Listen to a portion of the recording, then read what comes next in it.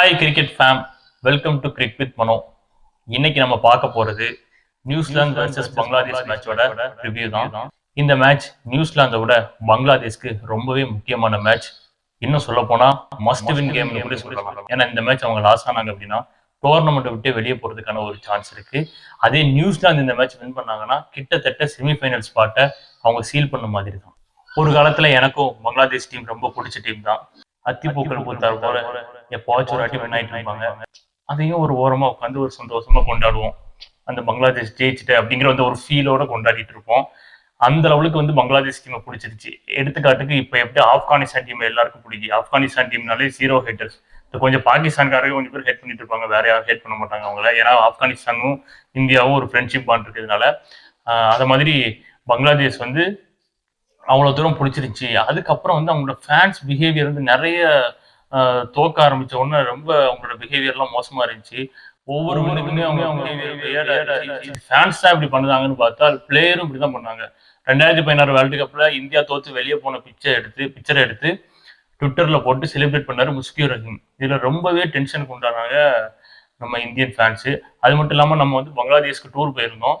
அப்போ வந்து serious loss பண்ணிட்டோம். அதுக்கு நம்ம டீம் பிளேயர்ஸோட ஹெட்ல இருக்கிற தலைமுடியெல்லாம் எடுத்து ஷேவ் பண்ணி பேனரெல்லாம் வச்சிருந்தாங்க. இந்த மாதிரி மோசமான ஆக்டிவிட்டிஸ்லாம் ஈடுபட்டதுனால நிறையவே ஹேட்டர்ஸும் உருவாயிட்டாங்க. பட் என்னதான் இருந்தாலும் அஸ் அ டீமா அது ஜெயிக்கணும்னு தான் இப்போவும் நான் வந்து நினைக்கிறேன். இந்த இம்பார்ட்டன்டான இந்த கிட்டத்தட்ட அவங்களுக்கு ஒரு நாக் அவுட் மேட்ச் மாதிரி தான். இதுல அவங்க ஜெயிக்கணும்னா என்னென்ன பண்ணலான்னு சொல்லிட்டு நம்ம பார்க்கலாம். பங்களாதேஷ் டீமை பத்தி பார்ப்போம். பங்களாதேஷ் டீம்ல நிறைய பிரச்சனை இருக்கு, அதுவும் பல வருஷமா இருக்கு. ஏன் அவங்க அதை நோட்டீஸ் பண்ண மாட்டாங்க, ஏன் அவங்களுக்கு அது புரியலன்னே தெரியல. பங்களாதேஷ் மோஸ்ட்லி ஃபர்ஸ்ட் பேட்டிங் வந்தா 250க்கு கீழே தான் ஸ்கோர் போஸ்ட் பண்ணுவாங்க. அதுக்கு காரணம் என்னன்னா அந்த டாப் 4 அப்படி சொதப்பிடுவாங்க முக்கியமான மேட்ச்ல. அதுக்கப்புறம் இந்த முகமதுல்லா, அதுக்கப்புறம் இந்த ஜாக்கர் அலி, அந்த மாதிரி பின்னாடி இருக்கிற பிளேயர்லாம் சேர்ந்து ஒரு பார்ட்னர்ஷிப்பை போட்டு ஒரு 220 இந்த மாதிரிலாம் எடுத்துட்டு வந்து காலத்தை ஓட்டிட்டு இருந்தாங்க. அதுதான் இப்போ வரைக்கும் நடக்கு. போன மேட்ச் பார்த்தீங்கன்னா 10 ஓவருக்குள்ளேயே 5 விக்கெட் விட்டுட்டாங்க. அந்த பொறுப்பை உணர்ந்து ஆடணும். கேப்டனே அதுக்குள்ள அந்த டிராப்ல விடக்கூடாது. சாண்டோ அவர் வந்து ஒரு கேப்டன் இன்னிங்ஸ் ஆடி ஆகணும். த்ரூ அவுட் அட்லீஸ்ட் ஒரு 40 ஓவர்ஸ் வரையாச்சும் அவர் விளாண்ட் ஆகணும். தென் சௌமியா சர்கார் அவர் எக்ஸ்பீரியன்ஸுக்குலாம் வந்து நின்று பொறுமையா மேட்சை கொண்டு போனோம். ஒரு ஃபுட் மூமெண்ட்டே இல்லாமல் ஒரு டிரைவ் ஆட போய் ஷமி ஓவரெல்லாம் அவுட் ஆகிட்டு இருந்தாரு. அதெல்லாம் வந்து பார்க்கறதுக்கே ரொம்ப இதாக இருந்துச்சு. டன்சித் ஹசான் அவர் போன மேட்ச் கொஞ்சம் அட்டாக்கிங்காக விளாண்டார். ஸோ அது ஒரு யங் பிளேயர், அதே அட்டாக்கிங் ஃப்ளோவோடய அவர் விளையாடட்டும், பிரச்சனை இல்லை. முஷ்ஃபிகுர் ரஹீம் வந்து ரொம்ப கீழே தள்ளி போறாரோ அப்படின்னு எனக்கு தோணுச்சு. நம்பர் 6ங்கிறது அவரோட பொசிஷன் மாதிரி தெரியல. Is not hitter. ஸோ அவர் ஒரு 5 அல்ல 4க்கு வந்து வரணும். மெஹதி ஹசான் வந்து எப்போதும் ஒரு 2 விக்கெட் குயிக்காக விழுந்தால் வந்து மெஹதி ஹசானை வந்து எடுத்துட்டு வராங்க.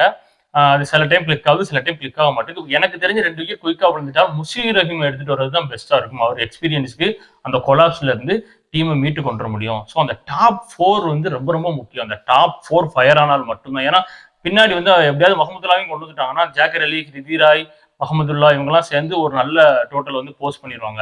இந்த டாப் 4 ஃபயர் ஆனால் மட்டும்தான் வின்னிங் பாசிபிலிட்டி அப்படிங்கிறது இருக்கு. இப்போ எக்ஸாம்பிளுக்கு ஃபர்ஸ்ட் பேட்டிங் வராங்க. இந்த ராவல்பிண்டி பிச்சை பொறுத்த வரைக்கும் ஃபர்ஸ்ட் பேட்டிங் எடுக்கிறது தான் பெஸ்ட்டாக இருக்கும். ஏன்னா பிச்சு போக ஸ்லோவாக இருக்கும். ஸோ ஒரு 320 போஸ்ட் பண்ணாங்க அப்படின்னா நல்லா இருக்கும், ப்ரெஷர் போடலாம். அதே நியூசிலாந்து ஃபர்ஸ்ட் பேட்டிங் வந்தால் 260க்குள்ள இவங்க ரிசீவ் பண்ணணும். ஏன்னா சேசிங் ப்ரெஷர்ல 320 வந்து பங்களாதேஷ் சேஸ் பண்ணுமானா இட்ஸ் வெரி டஃப். ஒரு 260க்குள்ள ரிசீவ் பண்ணணும். அதே ஃபர்ஸ்ட் பேட்டிங் வந்து பங்களாதேஷ் வந்தாங்க அப்படின்னா ஒரு 320 போஸ்ட் பண்ணணும். ஏன்னா நியூசிலாந்து பிளேயர்ஸ் வந்து எல்லாருமே ஸ்பின்னும் நல்லா விளாடுவாங்க, பேஸும் நல்லா விளாடுவாங்க. டாஸ் வின் பண்ணா என்னை பொறுத்த வரைக்கும் பேட்டிங் இருக்கிறது தான் வந்து பெஸ்டா இருக்கும். தென் பங்களாதேஷ் பவுலிங்கை பார்க்கும்போது போன மேட்ச் இந்தியா கூட வந்து அவங்க அவ்வளோ மோசமாலாம் போடல, டீசெண்டாக தான் போட்டாங்க. ரிஷத் ஹுசைன் ஸ்பின்னர்லாம் நல்லா தான் போட்டாரு. ரன் வந்து காணாது. அதுவும் இல்லாமல் ஒரு முக்கியமான டைம்ல வந்து ஜாக்கர் அலி வந்து ராகுல் கேட்சை விட்டாரு. ஒருவேளை அந்த கேட்சை எடுத்திருந்தால் இன்னும் கொஞ்சம் மேட்ச் டஃப்பாக போயிருக்கும். ஸோ ஓப்பனிங்ல வந்து ரோஹித் சர்மா ஒரு நல்ல ஸ்டார்ட்டை கொடுத்துட்டாரு. அது ஸ்ட்ரைட்டாகவே வந்து அவங்கள பேக் ஃபுட்ல போட்டு கேம்ல இருந்து. ஸோ அவ்வளோ மோசமான பவுலிங் சொல்ல முடியாது. பட் ஸ்டில் இன்னும் இம்ப்ரூவ்மெண்ட் வேணும். அந்த இனிஷியலா 10 ஓவர்ஸ்ல வந்து விக்கெட் எடுக்கணும். தஸ்கீர் அகமதும் சரி, முஷ்ஃபிகுர் ரஹீம் சரி நல்லா எடுக்கணும். இவங்க ஸ்குவாட்ல ராணான்னு ஒரு பவுலர் இருக்காரு. அவர் செம பவுலர். அவரை எப்படியாச்சும் இந்த மேட்ச் உள்ள கொண்டு வர பார்க்கணும். Spin department Mehidy Hasan, Rishad Hossain. மெஹதி ஹசான் வந்து எக்கனாமிக்கலா போடுதாரு. பட் கொஞ்சம் விக்கெட் டேக்கிங் எபிலிட்டி உள்ள பால்ஸையும் அவர் நிறைய போடணும். ஏன்னா ரிச்சாத் ஹுசைனும் அவரும் சேர்ந்து ஒரு காம்போவா விக்கெட் டேக்கிங் டெலிவரிஸ் போட்டாங்கன்னா கண்டிப்பா அந்த 11 to 40ல நியூசிலாந்து ஒரு கொலாப்ஸ் பண்ணலாம். ஏன்னா நியூசிலாந்து என்னதான் ஸ்பின்ல ஸ்ட்ராங்கா விளாண்டாலும் கரெக்டான லைன்ல இருந்து வைக்கும்போது விக்கெட்ஸ் வந்து ஆட்டோமேட்டிக்கா வரும். ஸோ பங்களாதேஷ் பவுலிங் ஃபர்ஸ்ட் மேட்சை பொறுத்த வரைக்கும் ஒரு 100க்கு ஒரு 60 கண்டிப்பா சொல்லலாம். இன்னும் கொஞ்சம் அப்ளிகபிள் பண்ணி 7 விக்கெட்ஸ்லாம் வந்து நியூசிலாந்து கூட எடுத்தால் இன்னும் கொஞ்சம் மோர் ப்ரெஷர் நியூசிலாந்து சைடுக்கு பங்களாதேஷ் பவுலிங் அட்டாக்கால போட முடியும். நெக்ஸ்ட் நம்ம நியூசிலாந்து டீம் பத்தி பார்க்க போறோம். இந்த சாம்பியன்ஸ் டிராஃபிலே ஒரு வெல் பேலன்ஸ் டீம்னா அது நியூசிலாந்து டீம் தான். ஏன் சொல்றேன் அப்படின்னா அவங்களோட பேட்டிங் யூனிட் பேஸையும் சரி ஸ்பின்னையும் சரி ரெண்டையுமே நல்லா விளாடக்கூடிய ஒரு பேட்டிங் யூனிட்டா இருக்கு. இந்த மாதிரி பேட்டிங் யூனிட் மற்ற டீமுக்கு இல்லை. அது அவங்களுக்கு ஒரு பெரிய அட்வான்டேஜ். போன மேட்சை பொறுத்த வரைக்கும் கான்வே வில்லியம்சன் கொஞ்சம் பெரிய லெவலில் சோபிக்கலனாலும் வில்லங் வந்து சூப்பராக நின்று விளையாண்டாரு. அவருக்கு ஒரு சின்ன பார்ட்னர்ஷிப் டேரல் மிச்சலும் கொடுத்தாரு. அதுக்கப்புறம் இந்த டாம் லத்தமும் தென் வில்லியங்கும் ஒரு பார்ட்னர்ஷிப் போட்டாங்க. அது வரைக்கும் வந்து கேம் வந்து பாகிஸ்தான் கையில தான் இருந்துச்சு. அப்படி கேம் மெதுவா ஷிஃப்ட் பண்ணி கொண்டு போயிட்டாங்க. லாஸ்ட்ல கிளென் பிலிப்ஸோட அந்த மிகப்பெரிய பாம் ஒன்று நல்ல ஒரு 300க்கு மேல ஸ்கோர் வந்து போஸ்ட் பண்ணிட்டாங்க. பிரேஸ்வலும் நல்ல ஹிட்டரு. அவர் வந்து சாதாரண இற போடுறாங்க. அவருக்கு சான்ஸ் வந்து கிடைக்க மாட்டேங்குது. பிலிப்ஸே முடிச்சு வச்சுட்டு இருக்காரு. பிரேஸ்வல் வந்து நல்ல ஸ்பின்னும் போடுவார். நல்ல ஹிட்டிங் எபிலிட்டி இருக்கு. ஸோ இங்க பங்களாதேஷ் கூட வந்து வில்லியம்சனும் கான்வேயும் கொஞ்சம் ஸ்டெப் எடுத்து வைப்பாங்க அப்படின்னு எனக்கு ரொம்ப தோணுது. அவங்க 2 பேரும் ஒரு லாங் இன்னிங்ஸ் ஆடுவாங்க அப்படின்னு தோணுது. ஸோ பேட்டிங்கை பொறுத்த வரைக்கும் நியூசிலாந்துல எந்த பிரச்சனையும் கிடையாது. இப்போ பவுலிங் பார்த்தோம் அப்படின்னா பவுலிங் போன மேட்சை பொறுத்த வரைக்கும் மேட் ஹென்ரி எக்கனாமிக்கலாவும் போட்டு 2 விக்கெட் எடுத்திருக்காரு. பங்களாதேஷ் கூட ஓவரால் ரெக்கார்டு பார்க்கும் போதுமே மேட் ஹென்ரி வந்து நல்லா போட்டிருக்காரு பவுலிங். வில்லியம் ரூர்கே அவரும் 3 விக்கெட் எடுத்திருக்காரு. கொஞ்சம் ரன்ஸ் கொடுத்தாலும் 3 விக்கெட் எடுத்திருக்காரு. நேதன் ஸ்மித் ஓரளவு பரவாயில்லாம தான் போட்டாரு. தென் பிரேஸ்வெல் நல்லா போட்டிருக்காரு. பிலிப்ஸ் நல்லா போட்டிருக்காரு. சாண்டர் நல்லா போட்டிருக்காரு. ஸோ ஓவராலா அவங்க பவுலிங் யூனிட்டுமே வந்து நல்லா பெர்ஃபார்ம் பண்ணியிருக்காங்க. நல்ல ஸ்ட்ராங் பவுலிங் அட்டாக்காக தான் இருக்கு. ஸோ பவுலிங்கும் வந்து பங்களாதேஷ்க்கு வந்து ஒரு மிகப்பெரிய ப்ரெஷர் தான் கொடுக்கும்.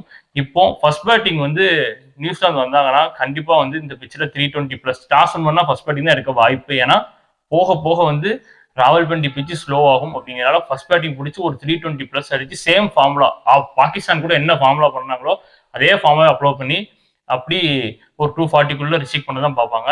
ஸோ அதே பங்களாதேஷ் ஃபர்ஸ்ட் பேட்டிங் வந்தாங்க அப்படின்னா பங்களாதேஷ் வந்து ஒரு 300க்குள்ள வந்து மடக்குனா நல்லது. எல்லா மேட்சும் 300 மேல அடிக்கிறோம் அப்படின்னு சொல்லிட்டு ரொம்ப ரன் கொடுத்துட முடியாது. ஏன்னா பிச்சு ஸ்லோவா போகும்போது பங்களாதேஷ் ஸ்பின்னர்ஸ் உள்ள வந்து விளாண்டாங்க அப்படின்னா ஒரு கொலாப்ஸ் நடக்கிறதுக்கான வாய்ப்பு இருக்கு.